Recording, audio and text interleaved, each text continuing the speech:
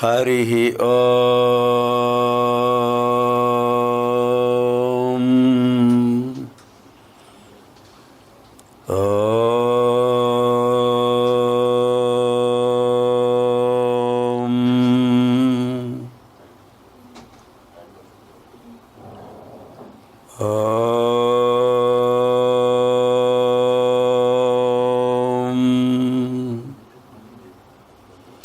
గణానాం త్వా గణపతిగుం హవామహే కవిం కవీనాముపమశ్రవస్తమం జ్యేష్ఠరాజం బ్రహ్మణాం బ్రహ్మణస్పత ఆనశృణ్వన్నోతిభిः సీదసాదనం ప్రణో దేవీ సరస్వతీ వాజేభిర్వాజినీవతి ధీనామవిత్రియవతు. ఓం శ్రీ మహాగణాధిపతయే నమః. ఓం శ్రీ మహాసరస్వత్యై నమః. ఓం శ్రీ గురుభ్యో నమః. హరి ఓం.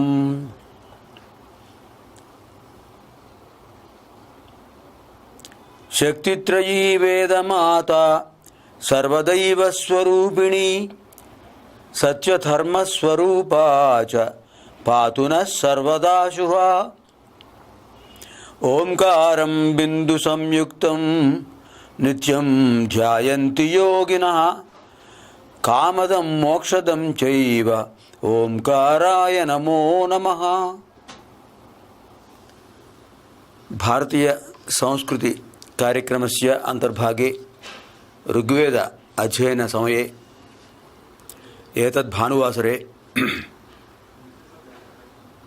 పరిణయమంత్రాः इति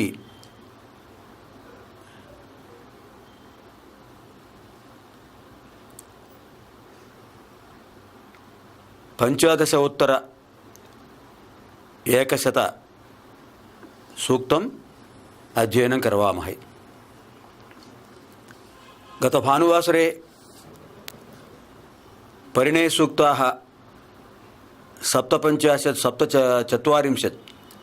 सप्तचत्वारिंशत् सूत्राः परिणयसूत्राः केचित् अधीताः. इदानीं परिशिष्टाः परिणयमन्त्राः 47 అధ్యయనం కరవామహే. క్రిందటి ఆదివారం నాడు 115వ సూక్తం దశమ మండలం ఋగ్వేదంలో పరిణయ మంత్రాలు కొన్ని తెలుసుకున్నాం. మరికొన్ని పరిణయ మంత్రాలు విశేషాలు ఈ ఆదివారం నాడు అధ్యయనం చేద్దాం.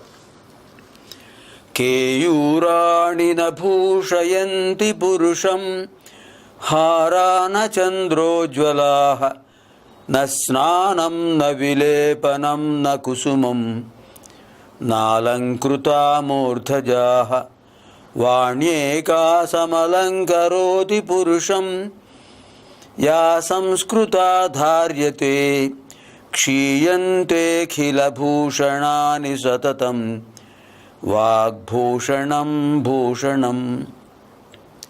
సంస్కరించబడిన వాక్కులతో కూడినటువంటి వాక్కు శాశ్వతమైన అలంకారం అని మహాకవి భర్తృహరి చెప్పినటువంటి శ్లోకం అధ్యయనం చేశాం. ఇప్పుడు వివాహ ప్రక్రియలో సమావర్తనం, కన్యావరణం, కన్యాదానం, వివాహ హోమం, పాణిగ్రహణం, ఋత్విక్ పరిచర్య, లాజహోమం, సప్తపది, నక్షత్ర దర్శనం, ఇవి మొత్తం 9 ముఖ్యమైన ఘట్టాలున్నాయి. ఇందులో సమావర్తనానికి సంబంధించినటువంటి విశేషాలు కొన్ని ఇంతకుముందు తెలుసుకున్నాం.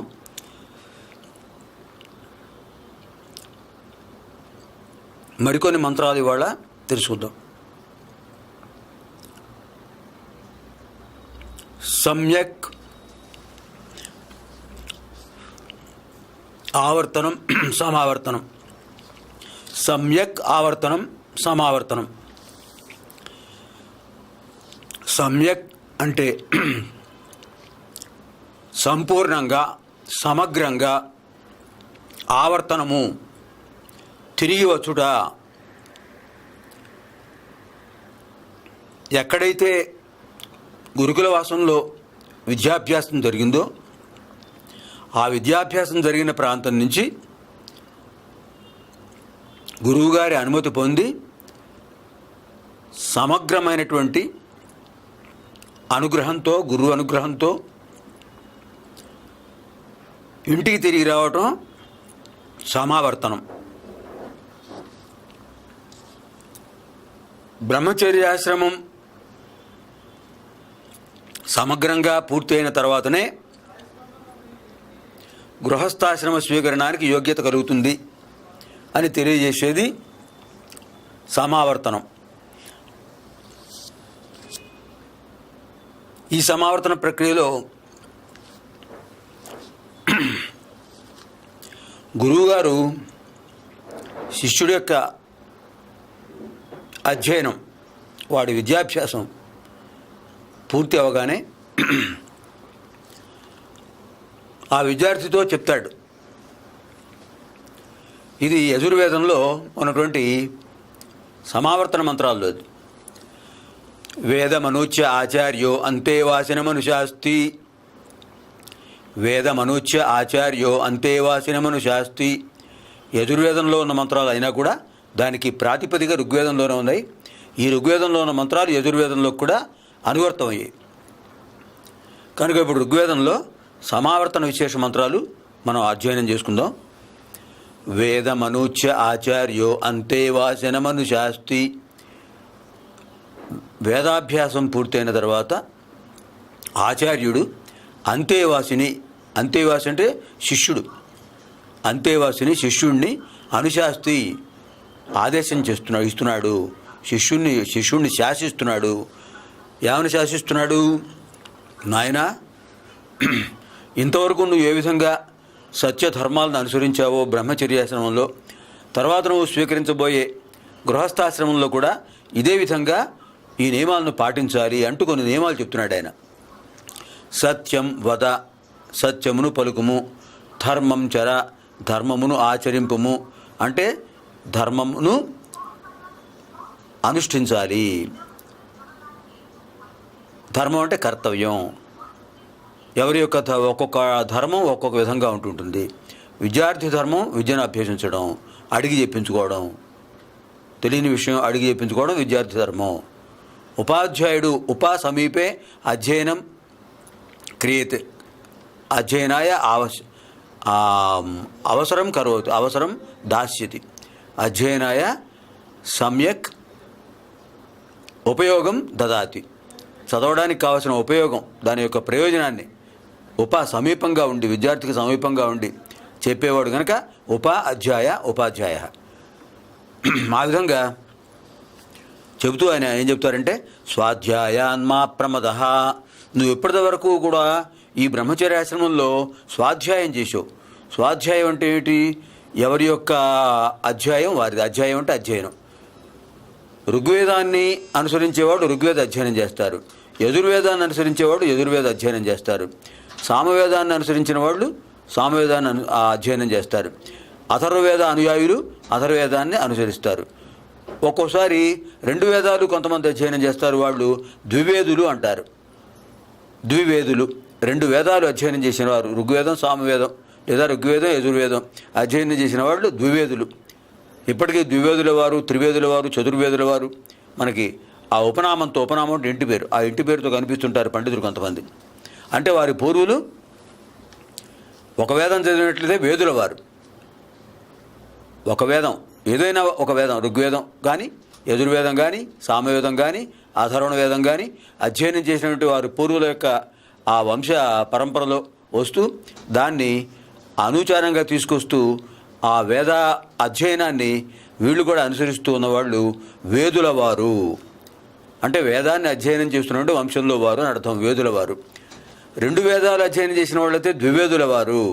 మూడు వేదాలు అధ్యయనం చేసినట్టు వంశంలో వాళ్ళు, ఆ ఋషుల వంశంలో వాళ్ళైతే త్రివేదుల వారు. 4 వేదాలు అధ్యయనించిన మహానుభావులు ఎలా అంటే వాళ్ళు చతుర్వేదుల వారు. ఈ విధంగా వారు ఏ వేదాలను అధ్యయనం చేశారో ఆ వేదాల యొక్క పరంపరలో, వేదాధ్యయన పరంపరలో సాగినటువంటి అనూచానమైన విధానాన్ని, సంప్రదాయాన్ని ఉపనామకంగా చేర్చుకుంటుంటారు ఇంటి పేరుగా. ఇక్కడ అందుకనే ఇక్కడ ఆచార్యుడు ఏం చెప్తున్నాడు శిష్యుడితో, అంతేవాసితో?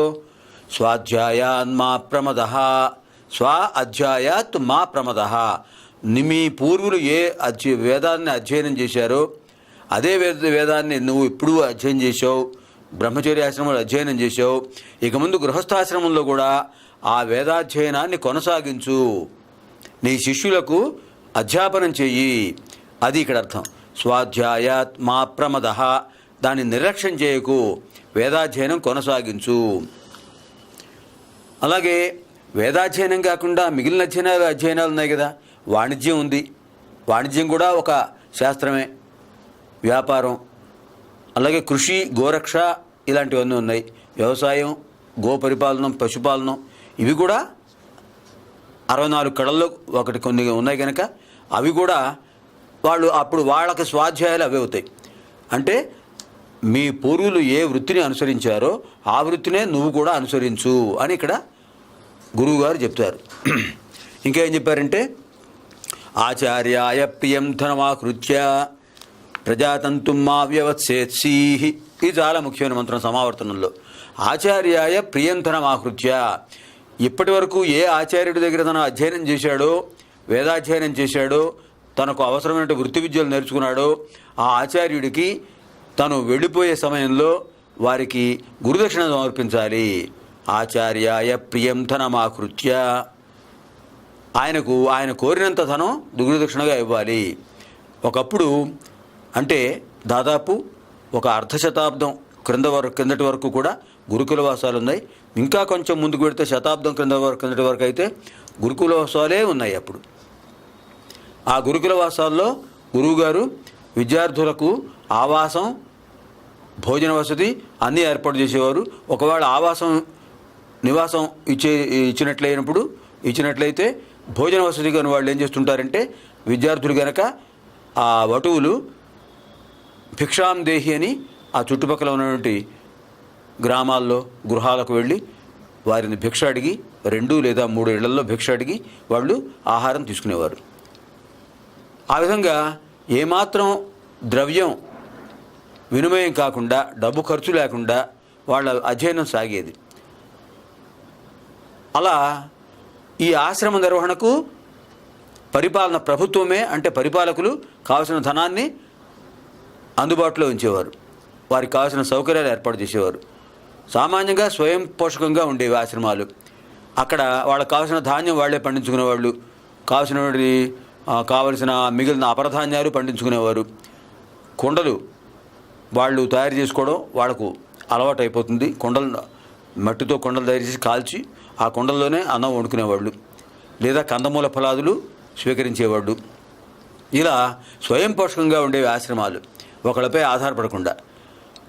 కనుక ఇతని విద్యాభ్యాసం అంతా కూడా ఎటువంటి ద్రవ్యంతో సంబంధం లేకుండా, ద్రవ్య వినిమయంతో సంబంధం లేకుండా పూర్తిగా సాగిన తర్వాత వెళ్ళేటప్పుడు ఈ విద్యార్థి ఏం చేస్తాడంటే గురువుగారికి నమస్కారం చేసి ఆచార్యాయ ప్రియం ధనం ఆకృత్య, గురువుగారు మీకు దక్షిణ సమర్పిస్తున్నాను, ఇది మీకు ఇస్తున్నాను, సంతృప్తిగా నన్ను దీవించండి, ఆశీర్వదించండి అని చెప్పి వారు అడిగినంత ధనం ఇచ్చేసి గురుదక్షిణగా అప్పుడు ఇంటికి పెడతాడు. ఇది సమావర్తనంలో మొదటి భాగం.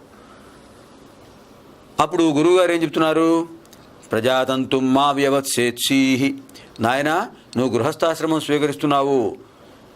ప్రజాతంతుం, తంతుం అంటే సూత్రం, ప్రజాతంతుం అంటే వంశ పరంపర అనే ఒక సూత్రం, వంశ పరంపరా వృత్తి.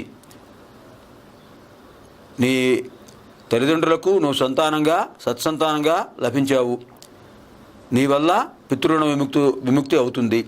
అలాగే నువ్వు గృహస్థాశ్రమం స్వీకరించి సత్సంతానాన్ని పొందితే వాళ్ళ వల్ల నువ్వు పితృను తీర్చుకుంటావు. అంటే సంతానం వల్ల గృహస్థుడు పితృరుణ విముక్తి పొందుతాడు అని ఇక్కడ సమావర్తన మంత్రంలో చెప్పారు. కనుకనే అందుకనే ప్రజాతంతుం మా వ్యవత్సేత్సి అన్నారు. ప్రజ అంటే సంతానం. ప్రజ అంటే 2 అర్థాలు ఉన్నాయి. పరిపాలించబడే జనులు అని అర్థం, ఇక్కడ సంతానం అని అర్థం. అందుకనే రఘువంశంలో ప్రజాయై గృహమేధినాం అనే వాక్యం వాడాడు మహాకవి కాళిదాసు. సంతానం కోసం గృహస్థులయ్యేవారు వాళ్ళు, వారసులు కావాలని. ఆ విధంగానే ప్రజాతంతు మా వ్యవచ్ఛేత్సి, ఈ సంతానం కలగటం అనేటువంటి ఈ సూత్రాన్ని, ఒక పరంపరా సూత్రాన్ని భిన్నం చేయకు, అది అవిచ్ఛిన్నంగా పాటించు, సంతానం పొందు. సత్సంతానం వల్ల నీ తల్లిదండ్రులకు రుణ విముక్తి కలిగించగలవు, నువ్వు రుణ విముక్తి పొందగలవు. వారికి ఏది రుణపడి ఉన్నావో నీ తల్లికి తండ్రికి, ఆ రుణ విముక్తి పొందాలంటే, ఆ రుణం నుంచి విముక్తి పొందాలంటే నువ్వు సత్సంతానం పొంది గృహస్థాశ్రమం స్వీకరించి, వివాహం చేసుకుని గృహస్థాశ్రమం స్వీకరించి సత్సంతానం పొందితే రుణ విముక్తి అవుతుంది, పితృ రుణ విముక్తి అవుతుందని ఈ మంత్రానికి అర్థం. తర్వాత ఇంకా ఏం చెప్తున్నారు? సత్యాన్న ప్రమదితవ్యం, ధర్మాన్న ప్రమదితవ్యం, కుశలాన్న ప్రమదితవ్యం, భూత్యైన ప్రమదితవ్యం, స్వాధ్యాయ ప్రవచనాభ్యాం న ప్రమదితవ్యం, దేవపితృకార్యాభ్యాం న ప్రమదితవ్యం, మాతృదేవో భవ, పితృదేవో భవ, ఆచార్య దేవో భవ, అతిథి దేవో భవ. ఈ మంత్రాన్ని కూడా ఆయన గురువుగారు శిష్యుడికి చెప్తున్నాడు. ఏమిటంటే సత్యాన్న ప్రమదితవ్యం, నాయన ఎప్పుడు సత్యమే మాట్లాడు, సత్యవాక్ భాషణలో సత్యవాక్ పరిపాలన అనే నియమాన్ని ఉల్లంఘించకు, అశ్రద్ధ చేయకు. ప్రమదితవ్యం అంటే అశ్రద్ధ చేయటం, నా ప్రమదితవ్యం అశ్రద్ధ చేయకు, నిర్లక్ష్యం చేయకు, సత్యవాక్ పరిపాలన అనుసరించు. అలాగే ధర్మాన్న ప్రమదితవ్యం, నీ ధర్మం ఏదైతే ఉందో, నీ వృత్తి ధర్మం ఏదైతే ఉందో ఆ ధర్మాన్ని చక్కగా నిర్వర్తించు, ఆ ధర్మం పట్ల అశ్రద్ధ పెట్టుకోకు. కుశలాన్న ప్రమదితవ్యం, నువ్వు క్షేమంగా ఆరోగ్యంగా ఉంటే నీ సంతానం ఆరోగ్యంగా ఉంటుంది, వాళ్ళ సంతానం ఆరోగ్యంగా ఉంటుంది. అంచేత అందరి యొక్క క్షేమం నువ్వు చూస్తూ ఉండాలి, నువ్వు క్షేమంగా ఉండాలి, నీ చుట్టుపక్కల ఉన్న బంధువులు కానీ మిత్రులు కానీ వారి యొక్క క్షేమం కూడా నువ్వు చూస్తుండాలి. కనుక కుశలాత్ నా ప్రమదితవ్యం, ఆ కుశల క్షేమ సమాచార స్థితిని నిర్లక్ష్యం చేయకు, అందరి యొక్క క్షేమ సమాచారాలు చూస్తుండు, వాళ్ళు కుశలం క్షేమంగా ఉండేటట్టుగా నువ్వు ప్రవర్తిస్తుండు. అదేవిధంగా ఇంకా ఏం చెప్పారంటే భూత్యైన ప్రమదితవ్యం, భూత్యై అంటే ఐశ్వర్యం. ఐశ్వర్యం నీకు వచ్చింది కదా అని నువ్వు ఐశ్వర్యాన్ని నిర్లక్ష్యం చేస్తే, ఐశ్వర్యం వచ్చింది కదా అని ఆ గర్వంతో ప్రవర్తిస్తే నువ్వు ఇది అపరాధం చేసినట్లు అవుతుంది. గర్వం పనికిరాదు, దానివల్ల అధపతనం అవుతావు. కనుక భూత్యైన ప్రమదితవ్యం, భూతి అంటే ఐశ్వర్యం. ఐశ్వర్యం నీకు లభించినా నిర్లక్ష్యం చేయకు, బంధువుల్ని కానీ ఆప్తుల్ని కానీ మిత్రుల్ని కానీ ఎవరిని నిర్లక్ష్యం చేయకు. ఐశ్వర్యం పొందినా కూడా నిగర్వంగా వినయంగా, ఐశ్వర్యం పొందకముందు ఎలా ఉన్నావో ఐశ్వర్యం పొందిన తర్వాత కూడా నువ్వు అదే విధంగా ఉండు అని గురువుగారు చెప్తున్నారు. స్వాధ్యాయ ప్రవచనాభ్యాం న ప్రమదితవ్యం, స్వాధ్యాయం ప్రవచనం, స్వ అధ్యాయం తన యొక్క వేదాధ్యయనం, ప్రవచనం ఆ వేదాన్ని శిష్యులకు చెప్పటం, ఈ రెండు విషయాలు కూడా నీ యొక్క కర్తవ్యాలు. వీటి పట్ల నిర్లక్ష్యంగా ప్రవర్తించకు, అవి సక్రమంగా పాటిస్తూ ఉండు. దేవపితృకార్యాభ్యాం న ప్రమదితవ్యం, అలాగే దేవపితృకార్యాభ్యాం, పితృకార్యం అంటే పాంచభౌతిక దేహాన్ని విడిచిపెట్టినటువంటి తల్లిదండ్రులు లేదా తాతలు ముత్తాతలు, వాళ్ళు ఏ తిథినాడు ఈ శరీరాన్ని విడిచిపెట్టారో ఆ తిథినాడు పితృకార్యం చేయాలి. అది కుమారుడు యొక్క ధర్మం, కుమారుడు యొక్క కర్తవ్యం. అలాగే దేవకార్యం చేయాలి, నెలకొకసారైనా లేదా ఉత్తరాయణ పుణ్యకాలం దక్షిణాయన పుణ్యకాలం. ఇప్పుడు దక్షిణాయనంలో ప్రవేశించాం,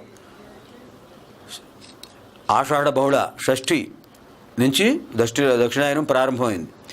ఈ అయనం ప్రారంభమయ్యే సమయంలో హోమం చేయాలి, పితృకార్యం చేయాలి, అగ్నికార్యం చేయాలి. అగ్నికార్యం చేయడం వల్ల, హోమం చేయడం వల్ల దేవతలు సంతృప్తి పొందుతారు, పితృకార్యం చేయడం వల్ల పితృదేవతలు సంతోషం పొందుతారు. కనుక ఆ విధంగా దేవపితృకార్యాభ్యాం న ప్రమదితవ్యం, వాటి పట్ల ఆ విషయాల పట్ల నిర్లక్ష్యం పెట్టుకోకు. దేవకార్యం పితృకార్యం రెండూ కూడా నువ్వు జాగ్రత్తగా పాటిస్తుండు. మాతృదేవో భవ, తల్లిని దైవంగా భావించు. పితృదేవో భవ, తండ్రిని దైవంగా భావించు. ఆచార్య దేవో భవ, నీకెవరైతే జ్ఞానబోధ చేశారో ఆ వారిని, ఆ గురువు గారిని కూడా, ఆచార్యులను కూడా దైవంగా భావించు. అతిథి దేవో భవ. నువ్వు భోజనం చేసే సమయానికి వచ్చిన వారు ఎవరైతే వచ్చారో భోజన సమయానికి వాళ్ళు అతిథులు అంటారు. తిథిం అతిక్రమ్య ఆగత అతిథి. తిథి అంటే తేదీ. ఫలానా తేదీ నాడు మీ ఇంటికి నేను వస్తాను అని ముందుగా చెప్పి వచ్చేవాడు అభ్యాగతుడు. వాడిని ఆహ్వానిస్తాం, రండి తప్పకుండా మా ఇంటికి భోజనానికి మనం ఆహ్వానిస్తాం. అలా ఆహ్వానిస్తే వచ్చినవాడు అభ్యాగత అంటారు. ఎటువంటి ఆహ్వానం లేకుండా అప్పటికప్పుడు వచ్చినటువంటి వాడు తిథి అతిక్రమ్య, తేదీ చెప్పకుండా ఫలానా తిథి నాడు, సప్తమి నాడు మీ ఇంటికి వస్తాను, లేదా దశమి నాడు మీ ఇంటికి వస్తాను, అలా ఫలానా తిథి నాడు వస్తానని చెప్పకుండా అప్పటికప్పుడు భోజనం చేసే సమయానికి వచ్చిన వాడిని అతిథి అంటారు. అతిథిని కూడా దైవంగా భావించాలి. కారణం ఏమిటి? ఆహ్వానిస్తే వచ్చిన వాళ్ళను గౌరవించడం, సత్కరించడం అది ఎలాగూ చేస్తాం మనం ఆహ్వానించాం గనక. ఆహ్వానం లేకపోయినా వచ్చిన వాళ్ళను అదేవిధంగా సత్కరించాలి, గౌరవించాలి. అప్పుడు వారిని దైవంగా భావించినట్టుగా అవుతుంది. ఇంకా ఇంకో మంత్రం ఏం చెప్తున్నారు? యాన్యనవద్యాని కర్మాణి తాని సేవితవ్యాని నో ఇతరాణి అని ఇక్కడ చెప్తున్నాడు గురువు. అంటే ఏవైతే నేను శ్రేష్టములైనటువంటి ఆచరణలుగా భావించానో ఆ శ్రేష్టమైన ఆచరణలను నేను ఎలా అనుసరించానో అవే నువ్వు అనుసరించు. నేను ఆచరించిన వాటిలో ఏవైనా పొరపాట్లు ఉంటే వాటిని విడిచిపెట్టు. యాని అనవద్యాని కర్మాణి తాని సేవితవ్యాని త్వయా నో ఇతరాణి. ఏవైతే అనవద్యాన్ని దోషరహితములైనటువంటి శ్రేష్టములైనటువంటి కార్యములను నేను నిర్వర్తించానో వాటినే నువ్వు అనుసరించు. నో ఇతరాన్ని, ఇతరములైన వాటిని నువ్వు అనుసరించకు అని గురువుగారు శిష్యుడికి చెప్పినాడు సమావర్తనంలో.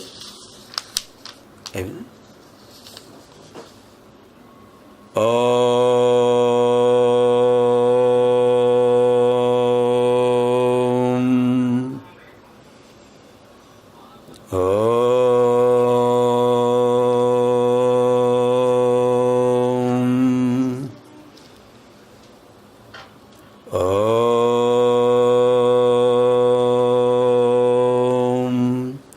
సహనావతు సహనౌ భునక్తు సహ వీర్యం కరవావహై తేజస్వినావధీతమస్తు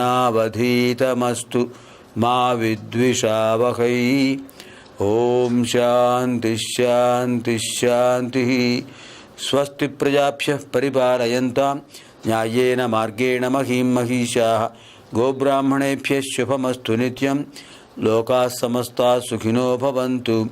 అసతో మా సద్గమయ తమసో మా జ్యోతిర్గమయ మృత్యోర్మా అమృతం గమయ. ఓం శాంతి శాంతి శాంతి. స్వస్తి.